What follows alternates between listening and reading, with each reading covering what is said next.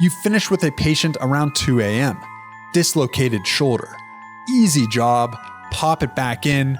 I always find it so scary. I've seen these videos of people just popping back a shoulder and I'm like, what the f***? Are you not scared to do that? Hi YouTube, welcome back in hell. My name is Cypress, and if you didn't know yet, I stream live on Twitch. So if you'd like to see me play games or hang out with me in my community, or you would like to say in chat that you didn't know that I stream live on Twitch, go to twitch.tv/vtuber Cypress, and I hope to see you there sometime. I also upload gameplay videos and gaming highlights here on YouTube on my gaming channel Cypress Play. Today we'll be watching a video by Hypothetically. This is what it's like to be a black market surgeon. You tie the final knot on the bandage. The golden retriever wags his tail and you can't help but smile.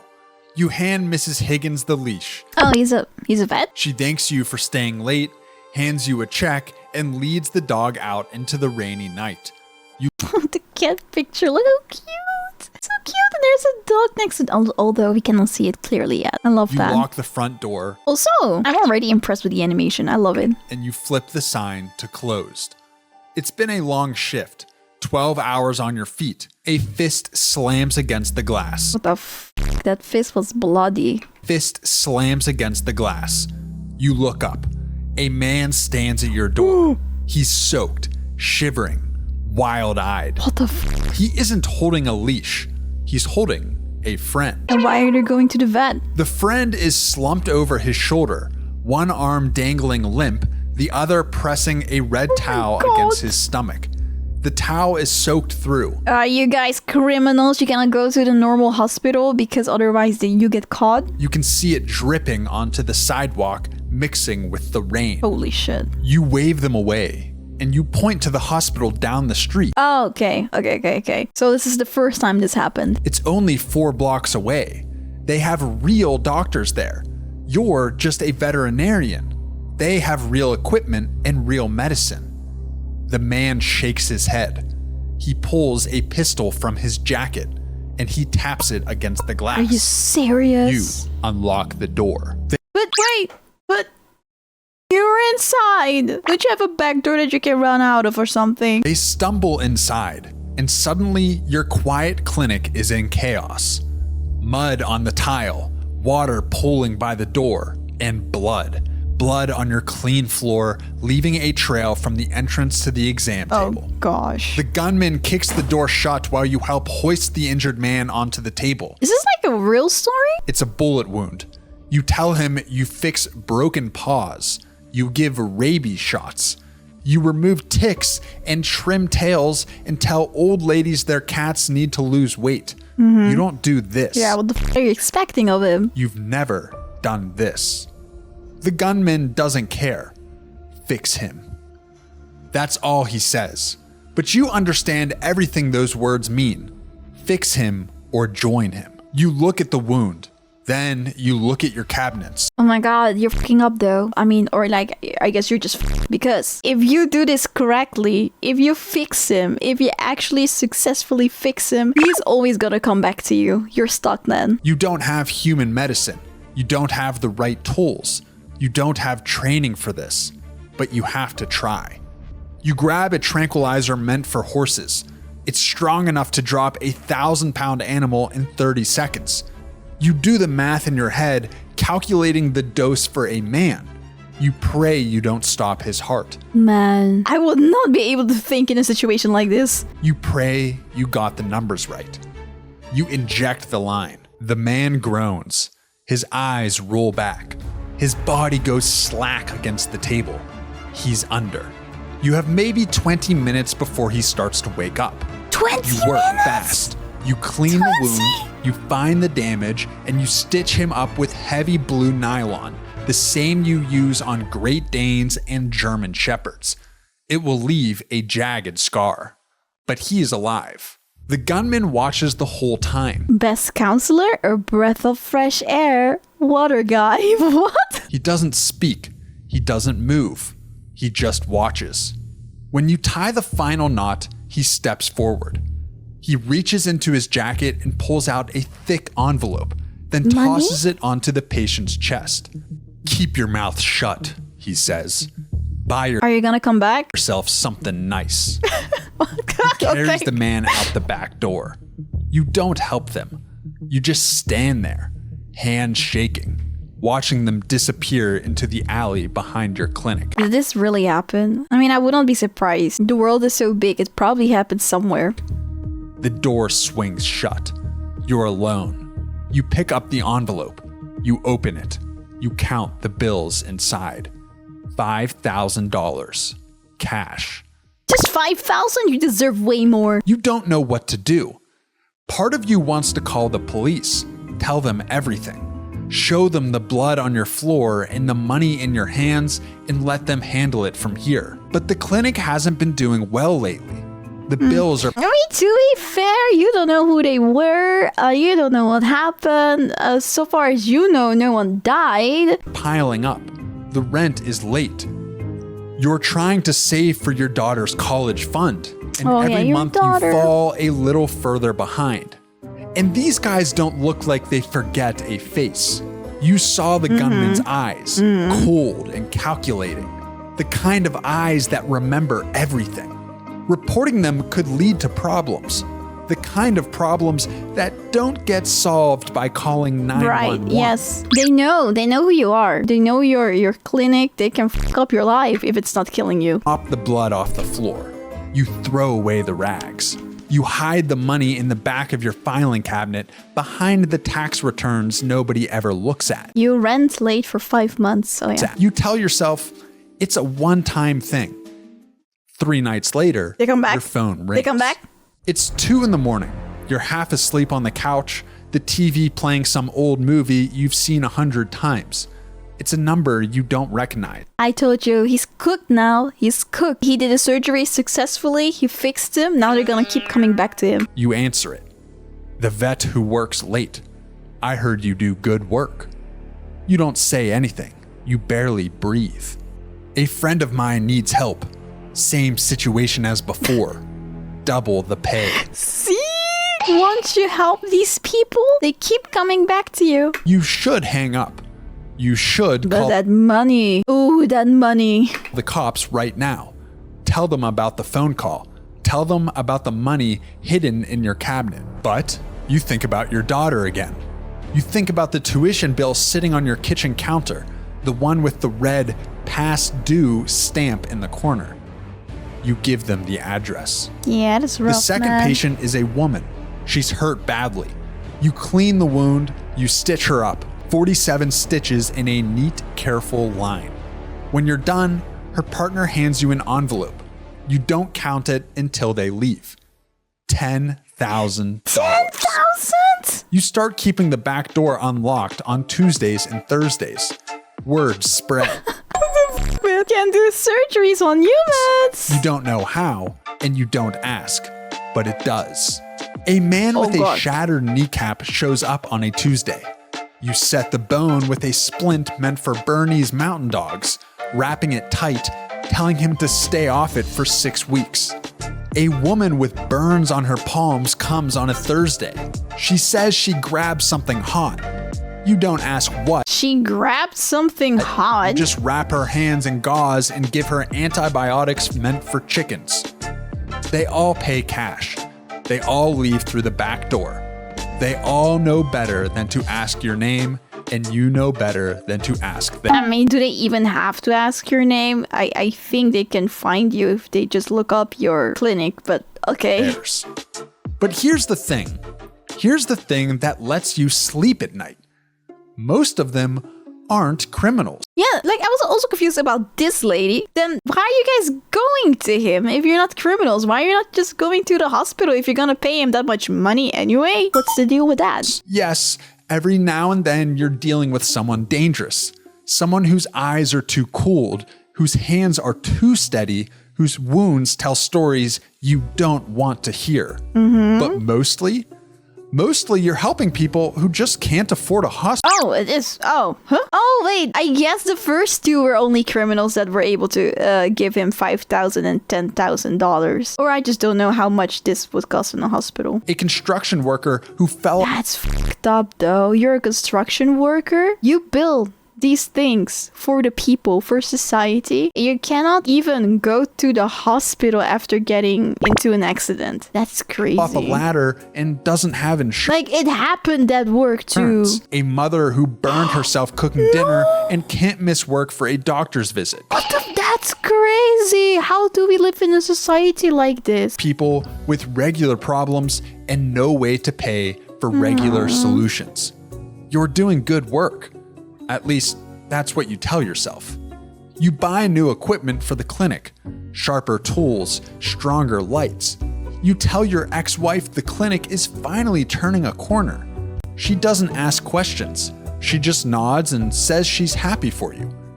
You put a deposit down on your daughter's first semester. 3 months pass. You've made more money than the last 2 years combined.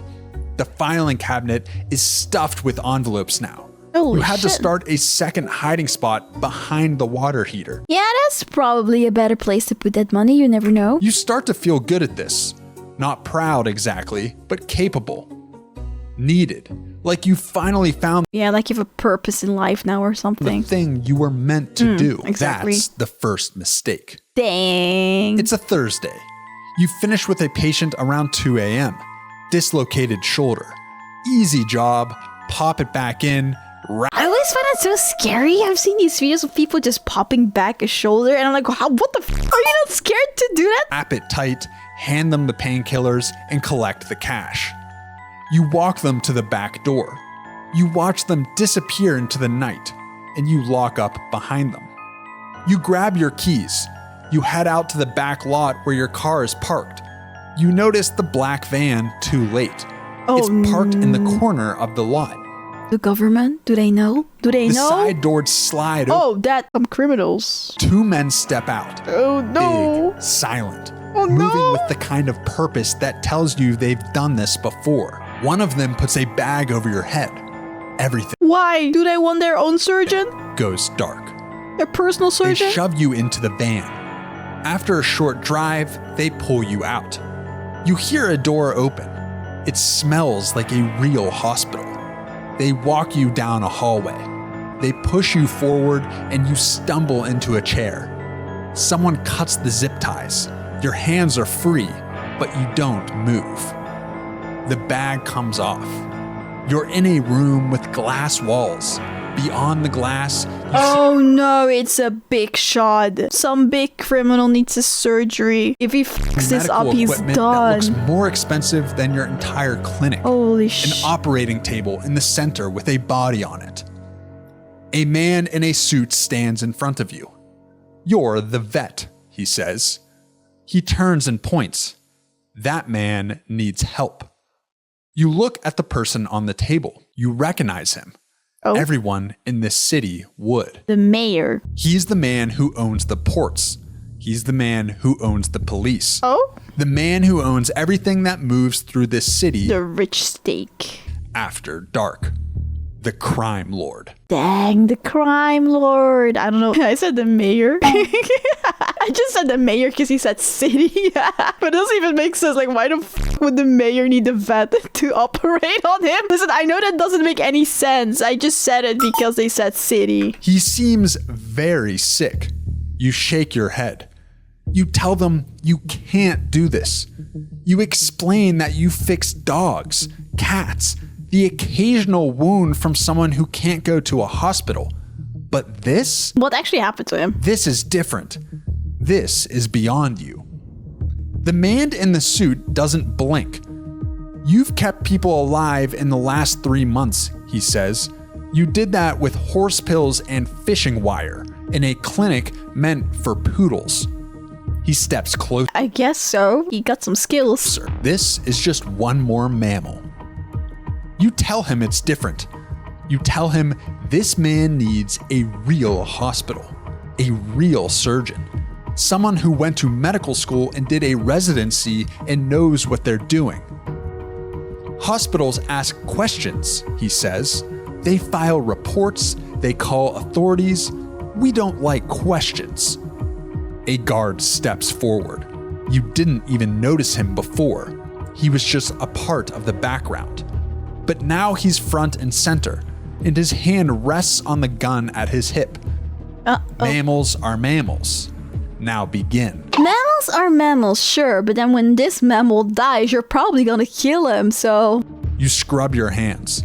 A woman in scrubs appears beside you. What's that, the wife? You step into the glass room. Or nurse? The crime lord lies on the table. Or nurse assistant, I guess. You check his vitals on the monitor. You've seen this before. In dogs who got hit by cars. And cats who fell from windows. Oh, it's like everything broken? Internal bleeding. Internal bleeding. You look through the glass at the suit. You tell him you need to operate now. No more waiting. He nods. The woman hands you the tools. Your hand hovers over the crime lord's stomach, and you hesitate. This man has ruined lives. You've heard the stories. Everyone has. The businesses he's burned, the families he's destroyed, the people who crossed him and simply vanished like they never existed at all. You could let him die right here. Just hesitate a little too long. Call it a complication. No, think of your daughter! Nobody could prove otherwise. But then you think about your daughter. Exactly! Think about your daughter, because if you're gonna do that, they're gonna kill you, Her man. smile, her laugh, the way she hugs you when you pick her up on weekends, squeezing tight like she never wants to let go. You begin. The next 2 hours disappear. You work fast, faster than you've ever worked before. The woman assists you. She's good. She anticipates your moves before you make them, handing you tools before you ask, adjusting the lights when you need to see better. She also is very You wonder skilled. how many times she's done this. You wonder if she chose this life or if it chose her. Another hour passes. Your back aches. Your legs are numb. Sweat drips down your face, stinging your eyes. But your hands are steady now, steadier than they've ever been. You start to stitch him up. You tie the final knot. The crime lord is alive. You stand there for a long moment. You don't feel proud. You don't feel relieved. You don't feel much of anything at all. Just empty, hollow, like you left something of yourself on that operating table. The suit enters the room. Better than I expected. You pull off your gloves. You drop them in the bin. You tell him you're finished. You ask for a ride home. You want to see your daughter. You want I feel like I'm watching a movie. to sleep in your own bed. You want to forget this night ever happened. The suit doesn't move. Soon, he says. See, I told you. Once you help these criminals, they keep coming back for you. They keep on coming back for you. You're cooked. He presses a button on the wall. The glass walls turn white. Why? You can't see out anymore. What are You they doing? spin around. What are they doing? The door is sealed. You push against Why? it. Nothing. Is he stuck there? Is he their personal surgeon now? You pound your fists against the glass. Nothing. You turn around slowly. It's like, you did well. You did too well. You're ours now. Heart pounding in your chest. The crime lord's eyes are open. He looks at you the way a cat looks at a mouse. He smiles. You saved my life, he whispers. His voice is weak. You nod. You tell him you did what they asked. Now you need to leave. You have a family. Don't tell a him daughter that. who Don't needs tell her them that. father, a life that's waiting for you outside these walls. He shakes his head. A gift like yours, he says. I knew it.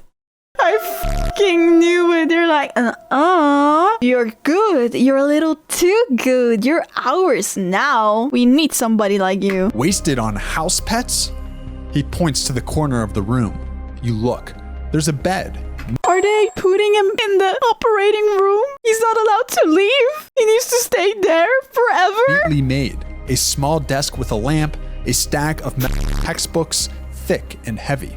That's the only thing he's allowed to do? I've been looking for someone like you, he says, calm under pressure, asks no Of questions, works with what they have. You tell him no. That's fucking crazy. You think telling him no is gonna do something? You're cooked, man. I told you. I told you since the first time you did it. People that are watching this, if for some reason this happens to you, I guess, dude, try to go to the police, man. They're trying to go to the police because once you help them, if you help them one time, they keep coming back and back and back and back. And then eventually something big will happen like this. You tell him you have a life out there, a practice, a daughter who needs her father at her graduation, at her wedding, at all the moments that matter. She'll be taken care of, he says. Best schools, nice home. She'll have everything she needs. She won't even notice you're gone. Whoa. You move toward the door.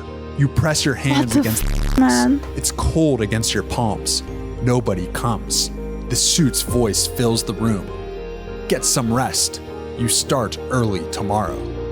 You look at the bed in the corner. You look at the locked door. You look at the man you just saved on the table. You think about that first night, the gunman at your window, the pistol tapping against the glass, the cash on the table. You were too greedy, man. You thought you were making a choice. You thought you were in control. You were wrong. You spent your whole life saving animals. Now you've become one. I'm so sad now. I'm so sad. This was so good.